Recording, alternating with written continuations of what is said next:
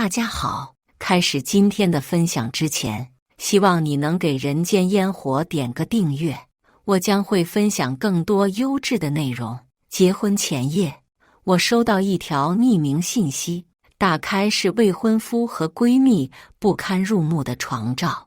我找未婚夫当面对质，他理直气壮地嘲讽：江晚，你早都被人玩烂了，我肯接盘，你该感恩戴德。门突然被推开，身材高大的男人带着保镖缓缓走入，二话不说暴揍未婚夫，嘴里波澜不惊地说：江晚是我的女人，你们这么欺负她，活腻了。哄女儿睡着后，手机屏幕亮了起来，我蹑手蹑脚地关上门，点开，在我和盛泽共同的几个群聊里，几张男女交缠的高清照片瞬间弹出，还配了一段视频，画面里一男一女不着寸缕，男的是我未婚夫盛泽，女的是我闺蜜秦嫣。群里瞬间炸开了锅，我靠，谁发的？这是假的吧？视频做不得假，你看他俩身上的纹身，盛泽、秦嫣，不是，你俩这样对得起江晚吗？就是，盛泽你明天就要结婚了，这是闹哪出啊？发送人的头像很陌生，像是凭空冒出来的，手指划过屏幕，忍不住的颤抖。盛泽并不浪荡，相反他很不喜欢灯红酒绿。他向我求婚的时候，我想今后有这样一个人作伴也挺好的，再加上女儿也需要个靠谱的爸爸，就点头答应了。秦嫣是我家保姆的女儿，保姆去世后就养在我家，像我爸妈的半个女儿。我没想到他们俩会背着我搞到一起，我稳住心神，穿好衣服，开车去找盛泽。他正在包厢里和朋友过单身派对，我一眼就看见了秦嫣。见我进来，大家沉默了片刻，便热情招呼起我来。盛泽显然还不知道，皱着眉问：你怎么来了？我指指他的手机，他打开，脸色变得很难看。什么时候开始的？我问。盛泽眼里泛起不耐，既然你看到了也好，我喜欢的人是秦嫣。秦嫣则站起来，带着哭腔：婉婉，对不起，我是真的爱他。瞧瞧，一出痴男怨女的好戏。我冷哼出声：你们两情相悦，那盛泽，你为什么要娶我？话一问出口，我已经知道了答案。因为秦嫣的出身，盛家是不会同意的。他又不想断，只好继续做戏，让我成了小丑。秦嫣揽住我的胳膊：婉婉，我错了，我向你保证，以后绝对不会再见盛泽。我明天就离开京城，再也不会出现在你们面前。我挥开他的手，一言不发。秦嫣却好像受了很大力一样，向后倒去，十分娇弱。盛泽急了，一把抱住秦嫣，冲我说：江晚，你有什么冲着我来，别为难秦嫣。我只觉得好笑，这就开始互上了。盛泽，我们这婚我看就算了，祝你们有情人终成眷属。至于这个烂摊子，谁惹出来的谁收拾。说完转身要走，盛泽的冷嗤声却从身后传来：那你呢，江晚？你又好到哪里去？在我眼里，你连秦嫣一根手指头都比不上。5年前去港圈鬼混，回来没多久就怀孕，谁不知道你是卖身才救了江氏？可惜呀，那男的没看上你，不要这个孩子。江晚，你早都被人玩烂了，我肯接盘，你该感恩戴德。就算退婚，也该是我说他。我毫不留情地甩了他一巴掌。原来盛泽一直是这么看我的，我以为纵然是商业联姻，我们双方没有感情，也总能相敬如宾。没想到他早已把我钉上了耻辱柱。门突然开了，高大的男人走入，一把揪住盛泽的衣领，二话不说给了他一拳。盛泽被打得踉跄栽倒，吐了口血水，破口大骂：谁他妈敢打老子！很快他就骂不出来了，因为男人一拳又一拳地砸下去，包厢里的人陆续被保镖请了出去。秦烟不走，尖叫一声：“别再打了！”他瞪着我：“江晚，你想让人把他打死吗？”我想上前，男人却说了一句：“待着别动。”秦烟想扑过去，被保镖抢先一步拦住。他嘶吼着：“你是谁呀？你怎么敢打他？”男人停下了手，眼风扫过去，又落在我身上，嘴角噙笑：“江晚是我的女人，你们这么欺负她，活腻了。”轰！我两眼发黑，久远的记忆接踵而至。家族没落后，我独自来港城打拼，为了找到资金支持，混迹于各色酒宴。遇到周慈礼是意料之外，10年不见，他变得更加沉稳内敛，只是那双眸子扫过来时，仍旧深如寒潭。我深吸一口气，暗自庆幸这里没几个人认识我。若是在京城，圈子里谁人不知我和他不对付？这仇是少时就结下的，随着年岁渐长，我们越发疏远。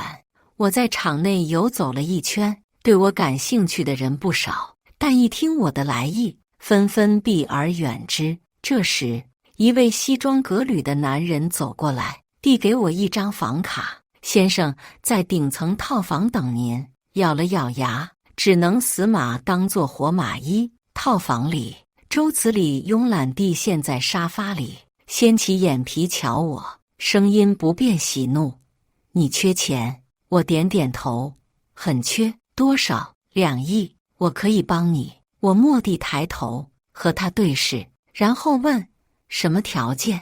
他饶有兴致地盯着我，从上到下打量了一番，慢条斯理地答：“陪我睡3次。”我抿着唇，心想这或许就是报应，风水轮流转。现在他终于能找到侮辱我的机会了。江晚，3次，2亿，我的诚意很足了，我答应了。那几天的回忆很混乱，我完全臣服于他，大脑一片空白，只能攀着他的肩头寻求依靠。最后一晚，我缩在他身下站立：“周慈礼，你要弄到什么时候？”他俯下身吻我，含糊不清地说：“明天就腻了。”我把这话记在心里。第2天清晨，就识趣地悄悄离开了。床头留了张纸条，写着汇款账号。周慈礼是个言而有信的人。我回到京城后，爸妈就喜滋滋地告诉我公司有救了，还问我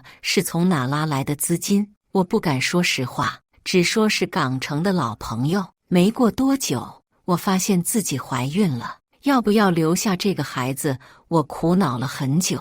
我向爸妈坦白，他们边哭边说对不起我，迅速给我预约了流产手术。然而医生检查后劝我们慎重考虑，我的体质特殊，流产对我身体伤害很大，以后可能不会有孩子。我想这大概是天意，只不过造化弄人，我居然有了周慈礼的孩子，恐怕他知道了，会极尽所能地嘲笑我。女儿出生后，我很快投入到工作中，一晃就是5年。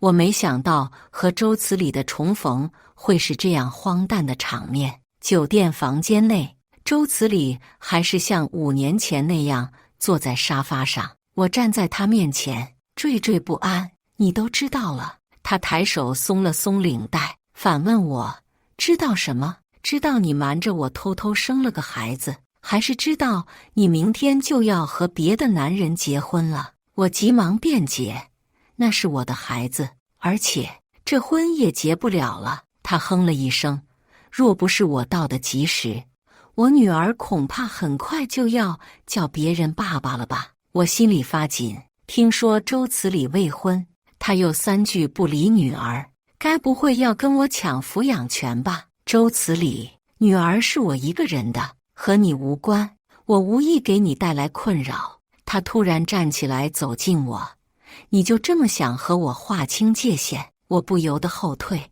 直到后背贴上墙壁，他的气息就喷洒在我头顶。我们此刻的姿势暧昧至极，我不敢看他，垂眸看着自己的脚尖。他轻叹了口气，语气带着说不出的宠溺。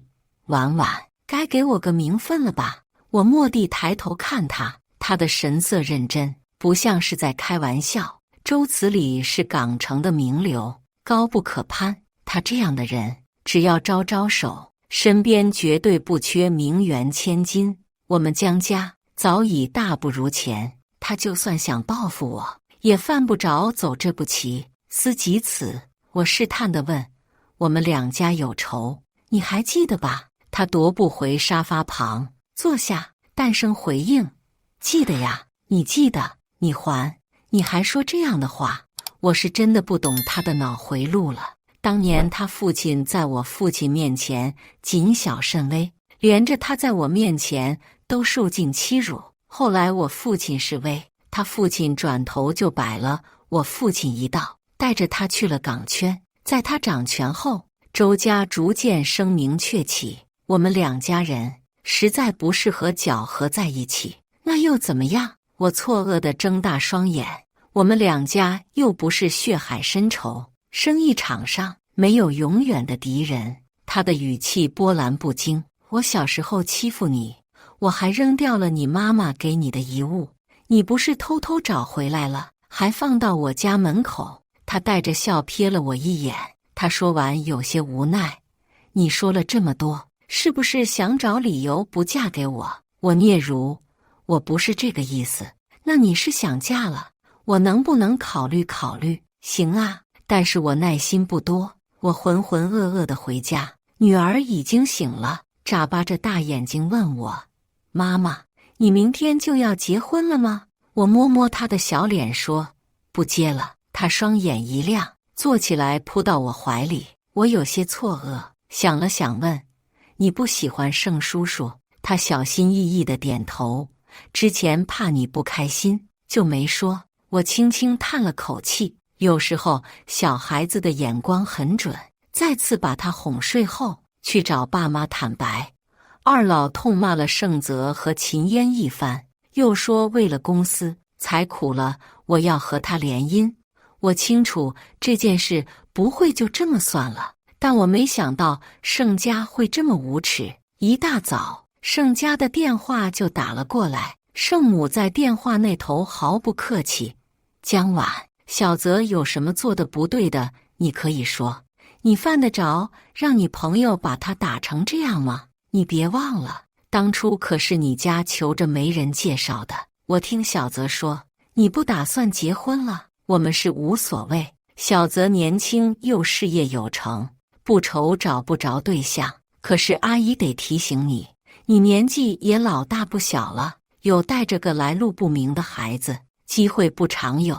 一番话说得很难听，我静静听完，不卑不亢地回：阿姨，盛泽做了什么，您自己问他吧。整个圈子都传遍了，我不想棒打鸳鸯，只能怪我眼瞎。我女儿是我的宝贝，不劳您操心。取消婚礼是我们俩共同的决定，念在两家过往的情分上，我也不希望弄得太难看。我们好聚好散。盛母在电话那头沉默了几秒，随即冷笑一声：江晚，你闹这么一出，代价你能承受得起吗？我捏着手机，一时也接不上话。如他所说，取消和盛氏的联姻会让江氏失去一个重要的合作伙伴，但想起昨天那些视频和照片，我就头皮发麻。我可以不幸福，但我的女儿绝不能有一个这样的爸爸。江晚，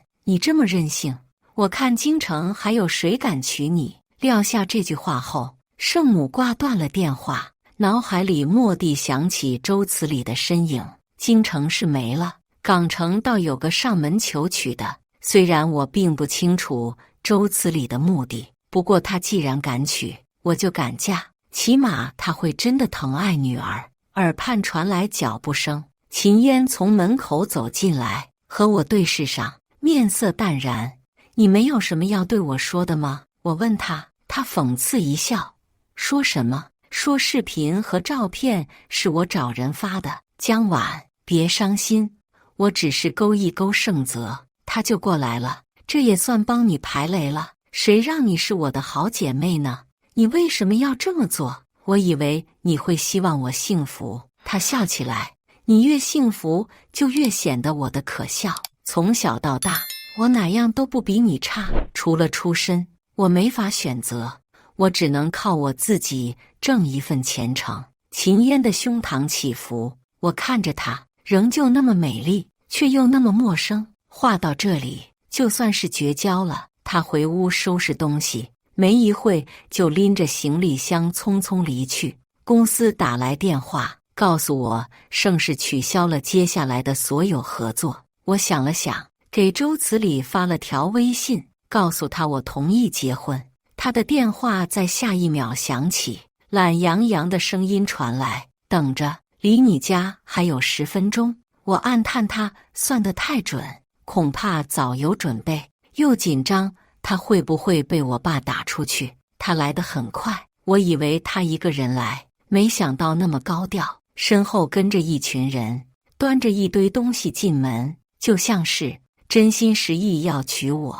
家里所有人都目瞪口呆。周慈礼恍若未觉，弯唇笑起，语气礼貌：叔叔阿姨好，我是周慈礼，今天冒昧登门，给2位带了些礼物，希望你们喜欢。等周慈礼说完他的来意后，我爸重重地哼了一声，眼神转向我问：小婉，你真的要和他结婚？我暗自平复呼吸，尽量让自己显得情真意切。是的，爸，这都怪我。其实我一直喜欢他，但怕你们不接受，就不敢说。5年前去港城拉投资，就是他帮了我们。孩子也是那时候有的。什么？我爸疼的一下站起来，我硬着头皮继续。后来碍于2家的关系，我和他断了联系。没想到盛泽那么对我，昨晚也是他帮我教训了盛泽。爸妈，我真的很爱他，求你们成全。这个过程中，周慈礼的视线一直停留在我这。我爸没理会我，盯着周慈礼问：你怎么想的？周慈礼回过身，淡淡一笑：能娶到婉婉，是我这辈子最大的福气。那你爸呢？他什么意见？周慈礼顿了一下，片刻后答：我离港前就告诉他了，他全力支持，还说都是老一辈的恩怨，犯不着让下一辈跟着遭殃。我爸哼了一声，不置可否。就这样，我们成功骗过我爸我妈。家里的意思是可以先领证，但婚礼要延后，毕竟刚出了事，不宜张扬。我妈招呼着大家吃饭。就在此时，女儿从自己房间跑出来，指着周慈礼哭着喊：你这个坏人，你为什么现在才来找妈妈和宝宝？我不要你做我爸爸！说完就跑向花园，我急忙跟着追过去。女儿坐在草地上捂着脸哭，我看着她的背影，小小一团，心疼不已。别哭了，宝贝，爸爸不是故意的，他先前不知道有你这么可爱的小宝贝，以后爸爸妈妈都会在你身边的。你喜欢爸爸吗？女儿止住哭，吸了吸鼻子，思考一会后，认真的点头。妈妈，爸爸看起来好高啊，如果骑在他脖子上，一定能看得很远吧？我刮着他的鼻子，笑他的机灵。这时，一双大手将他从地上抱起。周慈礼不知道什么时候来的，他把女儿放到脖子上，笑得温柔。试试不就知道了。父女俩在花园里疯玩了一个下午。我从没见过周慈礼这副样子，他自小寡言冷漠，后来入了商场，更是精于算计，就连结婚这种事都是明晃晃的利益交换。唯有陪着女儿时，他开朗得像个真正的父亲。也幸好有女儿，我们之间不至于只有生意。吃饭时，我爸语重心长地对他说：婉婉喜欢你，我看得出来，你要是个男人，就别拿感情的事欺负她。他郑重点头：爸，您放心，我会照顾好她。那瞬间的神色真挚到连我都要以为他真的很爱我。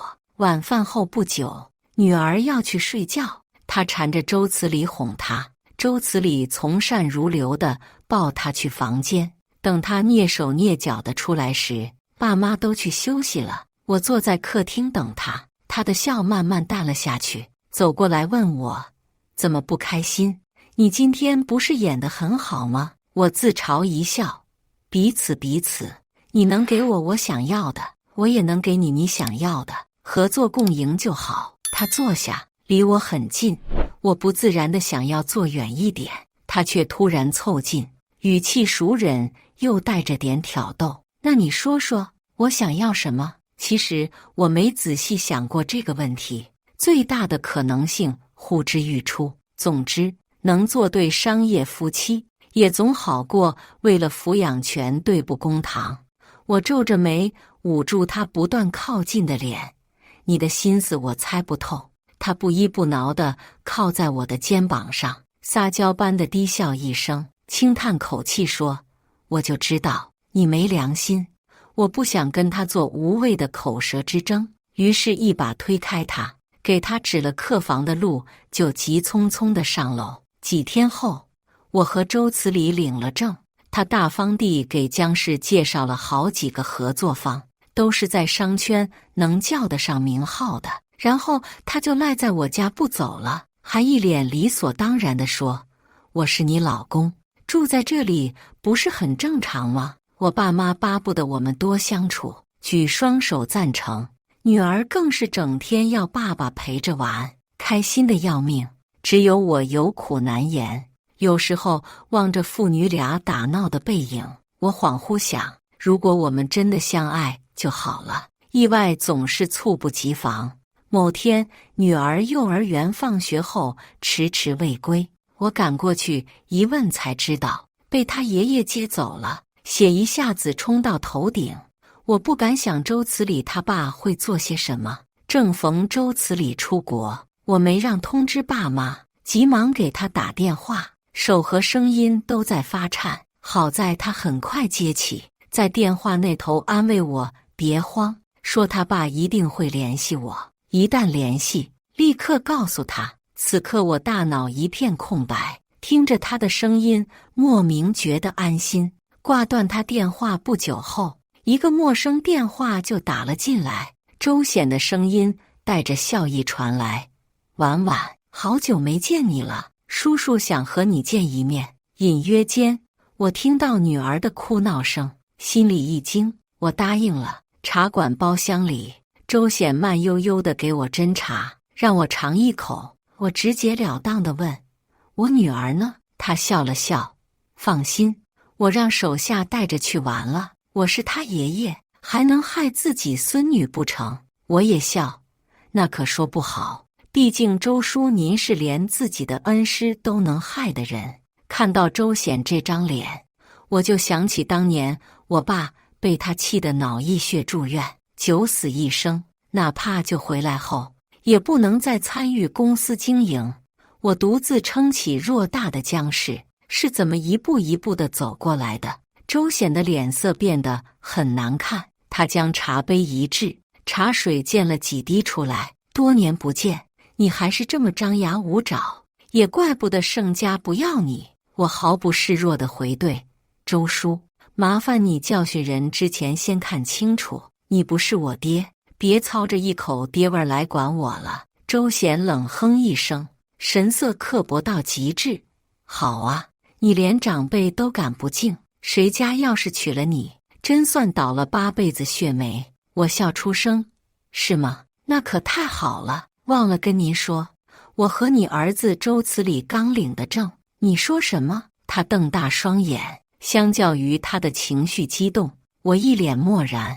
他重重吐了一口气才说：我这个儿子算是栽在你手上了，但我明确告诉你，我不会支持你们。我抿了一口茶，波澜不惊。你以为我稀罕？周叔，只要能吊着你儿子，我想要什么他不能给我，你从前抢过去的，我都能加倍的拿回来。他低笑一声，突然拿出手机放在桌上，对那头说：“慈理，你都听到了吧？这个女人根本不爱你，就你眼瞎。”爸，周慈理打断他的话：“我很清楚我在做什么。”巨大的炮火声传来，紧接着是惊叫声、跑动声，一片混乱。慈理，慈理！周显连声呼唤，电话却断了。周慈理所在的国家突发战乱，他生死未卜，顾不得和我争执。周显失魂落魄地出去，临走前把女儿交还给我。我抱着女儿，身子都在发颤。周慈理，你会死吗？浑浑噩噩地出门，脑海里却不断地浮现出从小到大有关周慈理的画面，耳朵里爆发出尖锐的鸣响。我把女儿放下，痛苦地捂住头，女儿在哭泣，不知所措。我伸手给她抹泪，抹着抹着，感觉脸庞湿润，一滴又一滴的泪落在我的胳膊上。周慈理失踪的消息很快被媒体大肆报道，周显急匆匆地回港，而江氏因为和周氏的合作也受到不小的影响。我在办公室里处理公务，收到一通港城打来的电话，对方告知我，周慈理有支信托基金的受益人是我，其中有些文件需要我签署，他不日将来京找我。那天陆续有电话打进来，我这才知道，在周慈理来京之前，他就把所有的财产都以各种方式转让给我了，只要他出现意外，就会即刻生效。可我一点也高兴不起来，女儿每晚睡前都问我爸爸什么时候回来，他说了要给我带玩具的，压下心头的苦涩。我告诉女儿很快了，晚上翻来覆去的睡不着，新闻已经被我看了无数遍，没有任何消息。好不容易进入睡梦中，梦里全是周慈理，最后一幕是他满脸是血的对我说爱我。惊醒时天才蒙蒙亮，我捂住脸无声的哭泣，睡不着，索性去了寺庙，香火味让我心静，跪在大殿门前，我虔诚的磕头，心里一遍遍地祈求周慈理平安归来。只要他能回来，我就告诉他，其实我不恨他，他并没有做错什么。下山后接到助理电话，说公司的股票正被恶意收购。我赶回公司，盛泽正等在那里，慢悠悠地喝着茶，他眉毛一挑，难掩得意之色。江晚，被人收购的滋味不好受吧？按照这个速度，明天收市的时候，江氏的大股东可就要易主了。我冷声问：“是你做的？”他趾高气昂地点头，眯着眼笑：“就许你有人撑腰。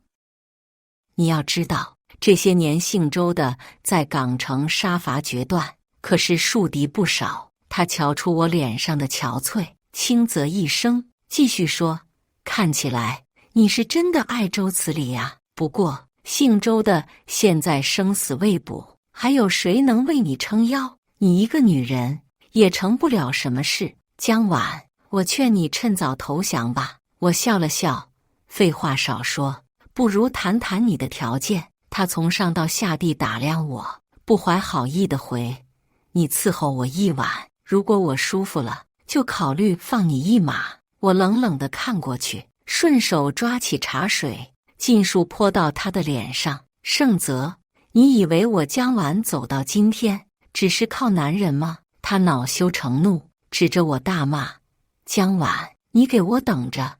我这次必定整死江氏。”“好啊，我奉陪到底。今天是给你上一课，不要小瞧女人。”盛泽怒气冲冲地走了，我却忐忑起来。这次恶意收购来势汹汹，短期内必须找到一个坚实可靠的盟友，才有可能在股权上取得优势。我给几个长期合作伙伴打了电话，都很有礼貌地拒绝了。半夜，我接到了周显的电话，他语气不善：“江晚，被人恶意收购的滋味不好受吧？如果你是想看我笑话的，那可以挂了。”“哼！”我是很想，可词里铁了心要帮你。他早就看出你们江氏有被恶意收购的风险，之前已经交代过了，你等着吧，明天周氏的资金就会入场。他又喋喋不休地说了很多，我什么也没听进去，只是在想，周词里，你究竟背着我做了多少事情？最后我问，他有消息了吗？无论江家和周家有多少仇怨，此刻思念丈夫和儿子的心是同频的。周显在电话那头长叹一声，通讯全断了，联系不上。随着周氏的进场，收购的成本被不断拉高，最终盛泽败下阵来。他给我打电话，语气愤恨：江晚，没想到周词里都死了，还能把后事安排得这么妥帖，我真是小看他了。我当下就怒了，厉声质问：谁说他死了？盛泽，你再说一遍。他大约没听过我这种语气，低声骂了句有病，然后挂断电话。我瘫在椅子上喘气。1周过去，周词里仍旧没有消息。港城来的律师找我签信托基金的文件，签完后，他打趣道：百闻不如一见，江小姐，我早就想看看，让词里念念不忘的人到底是何方神圣。我微微一怔，他继续笑着说了一些事。他说5年前我来港城时，周词里就注意到了，但他却偏偏要用女孩子最不喜欢的方式来帮我。后来即使他在忙，也会时不时地来京城悄悄看我一眼。至于孩子的事，他很早就知道，但那时羽翼未丰，考虑到2家恩怨，他只敢在一旁看着，不敢做什么。直到得知我要和别的男人闪婚了，他才着急忙慌地连夜飞到京城。我想真是造化弄人，偏偏在这个时候让我知道了这么多，艰难地扯出一抹笑，我还是忍不住红了眼眶。这时秘书神色慌张地走进来：不好了，秦小姐带着小小姐上了公司楼顶。我被害得浑身一震，踉跄着跑上屋顶。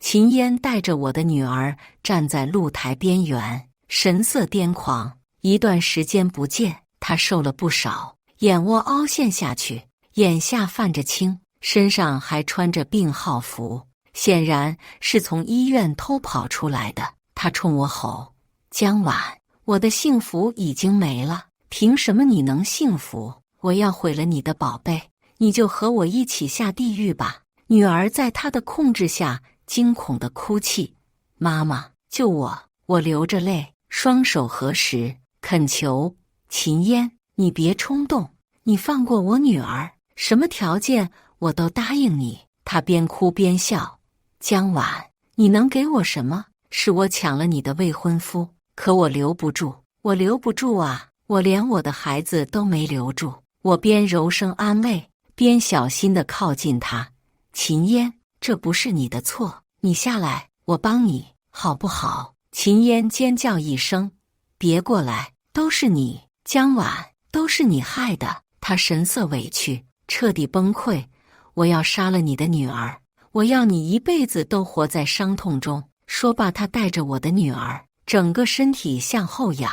我撕心裂肺地吼，一个人影迅速窜了出去。在我没反应过来时，他已经牢牢抓住了女儿的胳膊。消防和警察都到了，大家齐心协力把2人拉了上来。女儿被吓得扑进他怀里大哭：爸爸，你回来了！我抹了把眼睛，望着那个抱着女儿的身影，确认这不是梦，他真的回来了。等人群散去，女儿仍旧窝在他怀里，他抱着女儿走向我，随后揽住我，用低沉的嗓音说：我回来了，婉婉。女儿破涕为笑：妈妈，你也哭得像个小花猫了。我眨眨眼，含着泪扑哧笑出来。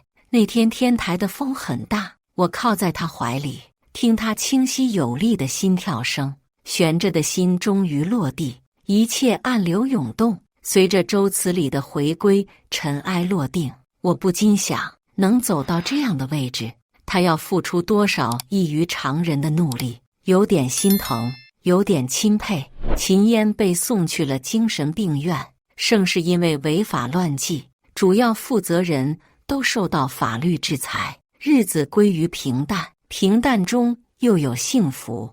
我还是以京城为大本营，好好经营江氏。周慈里为了我两地跑的圈子里人尽皆知，他也喜提宠妻狂魔的名号。为此我向他抱怨过，说别人会以为我是母老虎。他不以为意地回，怎么会，他们羡慕得要死。周显仍旧和我不对付，好在我们隔得远，一年见不到几回，彼此都能忍受。倒是我爸在过年吃团圆饭时拉着他喝酒，大有一笑泯恩仇的架势。婚后第2年，周慈里强制带我度假，飞机一落地，我才发现整座海岛都被他包场了。他牵着我的手说，婉婉，我们办场婚礼吧。婚礼那天，我穿着定制的婚纱缓缓走向他，周围父母、亲人、朋友笑盈盈的目光落在我身上。周慈里西装革履，英俊非凡，碧海蓝天，万物美好，前路漫漫，而那个人就在中央。以上就是今天分享的故事，大家有什么想说的、想吐槽的，欢迎在下方评论交流，也更希望能给人间烟火点个订阅，我将会分享更多优质的故事内容。